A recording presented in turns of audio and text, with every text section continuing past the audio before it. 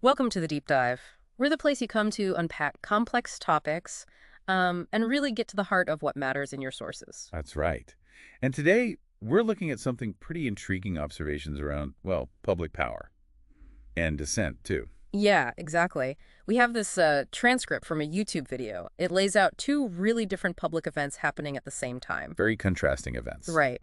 So our mission today is to kind of dig into what these gatherings side by side might tell us about power, about, public opinion, and how things are perceived in a democracy. It's a fascinating setup. Yeah. And maybe you'll see things a bit differently by the end. Let's see.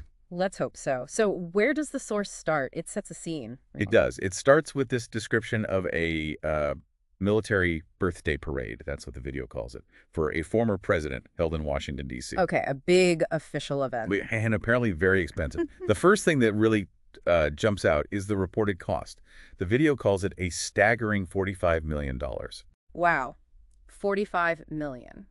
So naturally you ask, why? What was the point? Well, the creator of the video has a clear take on that. They frame it as a, quote, vanity parade. A vanity parade. Meaning seemingly designed, according to the source, for the president to feel big and important. Hoping for throngs of adoring fans filling the bleachers and slavish devotion, that kind of image. So projecting overwhelming support, a show of strength, but maybe also like popularity. Exactly. That seems to be the interpretation presented. But then the video draws this really stark contrast between that intention and, well, what it says actually happened. Okay, so what did happen, according to the source? The video describes it as an utter humiliation, even an ultimate fail. Strong words. Very strong. It paints this picture of, like, profound quietness. Yeah. It says you could literally hear the creaking of the tank tires. Seriously, just the tanks. That's the description. And a real lack of crowds. It mentions only tens of people showing up. Tens of people for a $45 million parade. That's quite a disconnect. It is. And the video uses this pretty vivid analogy to hammer the point home. It says, if Donald Trump's birthday parade was a person, we would have to check him for a pulse. Ouch. Okay, so the argument is it wasn't just poorly attended, it felt lifeless. That's the sense you get from the description, yes.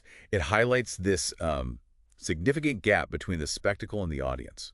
But couldn't someone argue that even a small state event still sends some message of authority? How does the video counter that? How does it argue this specific event failed in its intent? That's where the analysis goes a bit deeper. It brings in a comparison to authoritarian leaders. Okay. It specifically mentions Kim Jong-un. Okay. And the point the video makes is that leaders like that often, quote, mandate people also show up and cheer for you. Ah, right. Forced attendance. Exactly.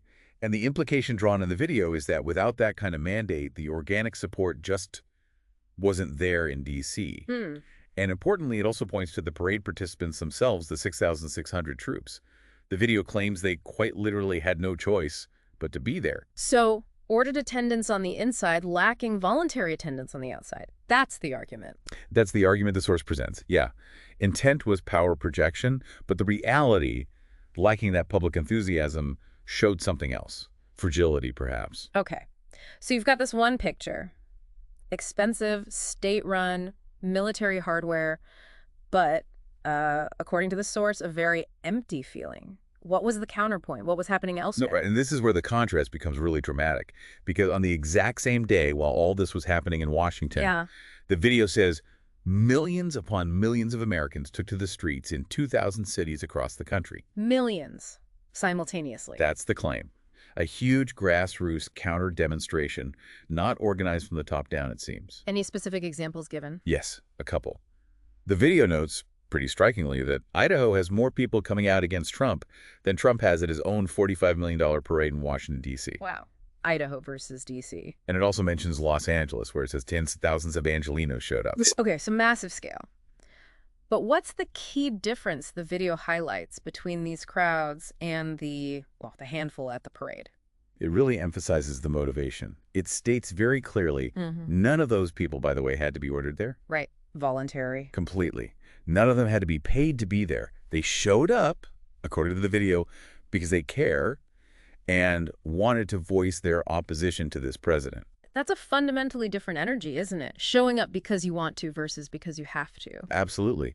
And the speaker in the video actually shares a personal note here. They mention being at the Los Angeles protest and feeling this powerful sense of hope. Hmm. It drove home that idea for them. People showed up because we want to be here, sending, a very different kind of message. So this experience, this contrast, it seems to lead the video towards redefining power itself. Precisely. It explicitly contrasts the military hardware display with these widespread protests. Yeah. The video asserts, we don't need soldiers. We don't need tanks. We don't need jets. This right here is what we need. This is what powers our democracy. This right here, meaning the people in the streets. Yes, the collective action.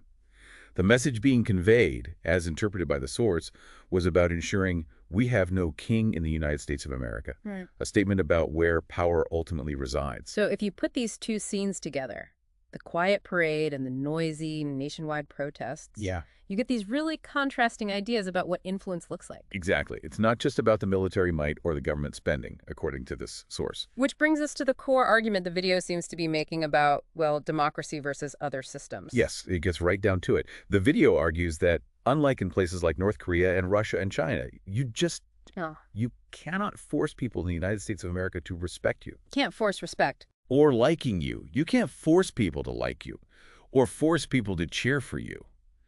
It fundamentally reframes leadership away from coercion towards, well, genuine connection or maybe shared values. It's about earning it, not demanding it. That seems to be the underlying point. And the video also points out the flip side of that. Which is? That it's actually, quote, really easy to mobilize people to stand up to a thin-skinned, brazenly corrupt, egomaniacal Billy. Those are the video's words, describing a different kind of power. So power that comes from the people in opposition rather than power over the people imposed from above. Yes, exactly. A power rooted in collective will, shared purpose. And the video concludes with this striking irony. Okay. It points out that the former president finally got the crowds that he was so desperate for. The only problem is that they were in opposition to him. Huh. That does kind of wrap up the whole contrast, doesn't it? The sought-after crowds arriving, but with the opposite message intended. It's a potent image presented by the source, summarizing the entire narrative. So thinking about all this, what does it mean for you listening in? This deep dive, this look at these contrasting spectacles. Well, it really shows where influence might truly lie, doesn't it? Especially in a society that, values individual choice and collective action. It really does. And it poses a fundamental question. What is power? In the big public square, how does it actually show up? Is it the state-funded display or is it the spontaneous gathering? How does that differ between, say, a democratic context and a more authoritarian one? Yeah, think about how these different kinds of displays, the grand official ones and the grassroots, maybe messy ones, how they both reflect and maybe even shape how a country sees itself, its identity, its understanding of democracy. What stands out most to you from these two scenes, placed side by side? And what could they suggest about how public expression, how dissent and support might evolve from here? Something to definitely think about.